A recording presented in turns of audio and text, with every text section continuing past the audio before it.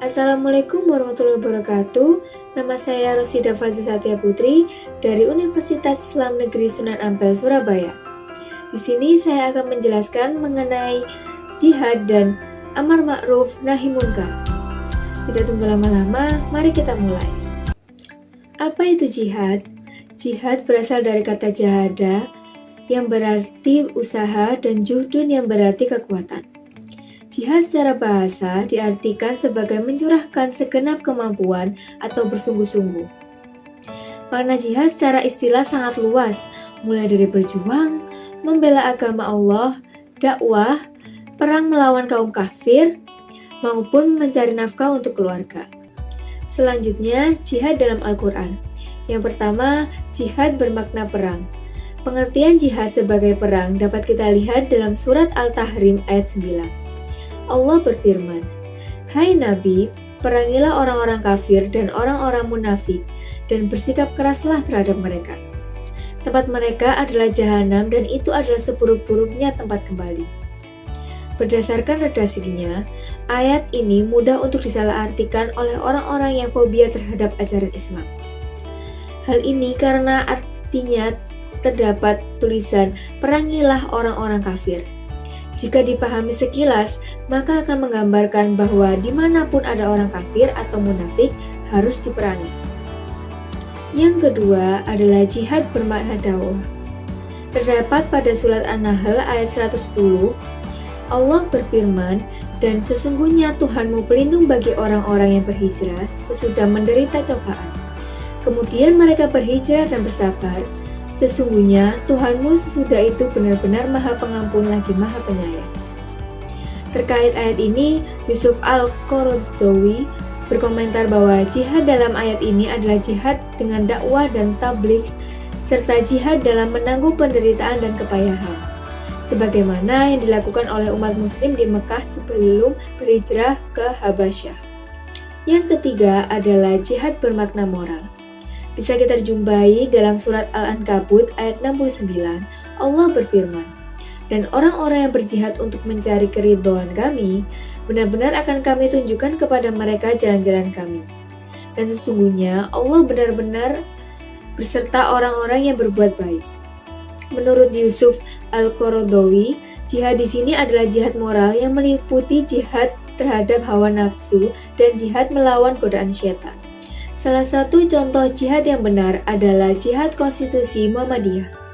Jihad konstitusi merupakan gerakan pembaruan di bidang hukum dan upaya korektif yang dilakukan melalui jalur formal, yaitu dengan mengajukan uji materi kepada Mahkamah Konstitusi terhadap sejumlah undang-undang yang dinilai bertentangan dengan Undang-Undang Dasar 1945.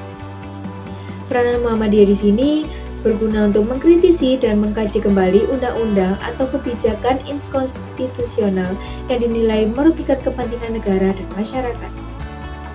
Setelah sukses dengan Undang-Undang Migas, Muhammadiyah menggugat Undang-Undang Nomor 44 Tahun 2009 tentang rumah sakit. Pasal-pasal di dalam ini mewajibkan seluruh rumah sakit harus dikelola di bawah naungan badan hukum yang bergerak di bidang perumahsakitan. Dinilai aturan dalam pasal ini dapat merugikan karena bakal banyak rumah sakit yang tidak bisa beroperasi. Dan untuk contoh jihad yang salah adalah ISIS atau gerakan radikal lainnya.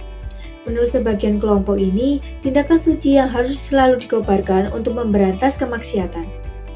Kelompok ini meyakini jihad dengan cara seperti berdasarkan firman Allah pada surat Al-Baqarah ayat 190 dan 193.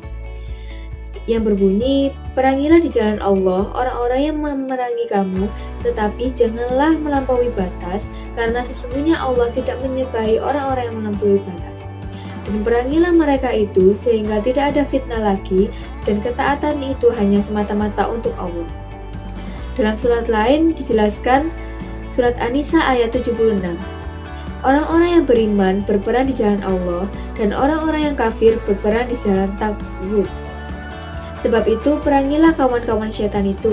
Bagi kelompok masyarakat yang memahami ayat di atas dengan tekstual, layak dikatakan melakukan jihad secara anarkis, karena akan melahirkan perilaku atau gerakan radikal, ekstrim, militan, non-toleran, bahkan bisa disebut anti-barat. Misalnya di Indonesia adanya kelompok ISIS. Mereka menghancurkan segala hal yang dianggap tidak sesuai dengan ajaran Islam. Beberapa tempat hiburan didatangi dan dirusak karena dianggap pusat kemaksiatan. Menghancurkan dengan cara bom bunuh diri terhadap beberapa gereja, kantor polisi, hotel, atau restoran yang dianggap milik Amerika atau non-Muslim. Namun, pada zaman sekarang, kita dituntut untuk mewujudkan sistem demokrasi yang menjunjung tinggi hak asasi manusia. Pembahasan selanjutnya adalah amar ma'ruf nahi munkar. Apa sih amar ma'ruf nahi munkar itu? Artinya secara terminologi adalah mengajak kepada perbuatan yang baik dan mencegah kepada perbuatan yang munkar.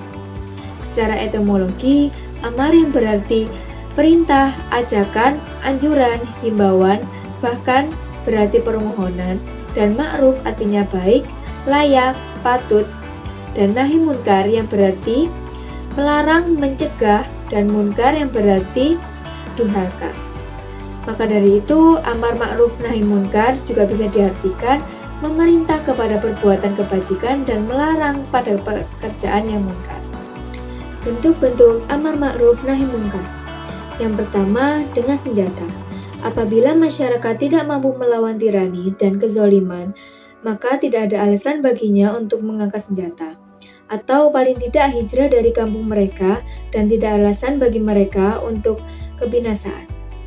Kalau darah manusia sudah tidak berharga dan umat Islam diperangi, maka tidak ada kedamaian dalam kehidupan. Oleh karena itu, Islam mewajibkan umatnya untuk bangkit membela diri dan haram hukumnya bagi umat Islam untuk berdiam diri menerima kehinaan dan penindasan.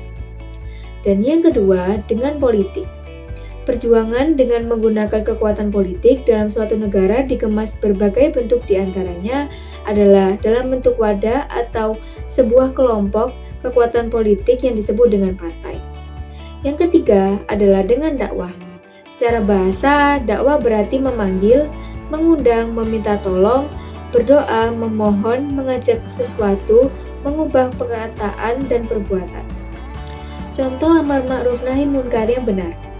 Kata ma'ruf adalah perbuatan yang diperintahkan oleh syariat dan bisa diterima oleh akal sehat. Ma'ruf juga semacam kebiasaan yang sudah dipandang pantas baik secara umum maupun secara agama. Dalam ajaran Islam, contoh perbuatan ma'ruf adalah mengamalkan rukun Islam, bersikap jujur, sabar, membantu orang yang membutuhkan, bersedekah, silaturahmi, menghormati orang tua, menuntut ilmu, dan sebagainya. Dan yang terakhir adalah contoh amar ma'ruf nahi munkar yang kurang tepat. Kata munkar adalah perbuatan yang dilarang oleh syariat dan dianggap buruk oleh akal sehat. Hal ini berbanding terbalik dengan kata ma'ruf. Adapun contoh munkar yaitu berbohong, iri dengki, takabur, mengadu domba, berbuat zalim, menyuap, memukul, membunuh, dan lain-lain. Cukup di sini penjelasan dari saya. Semoga ilmu yang saya berikan dapat bermanfaat. Terima kasih dan wassalamualaikum warahmatullahi wabarakatuh.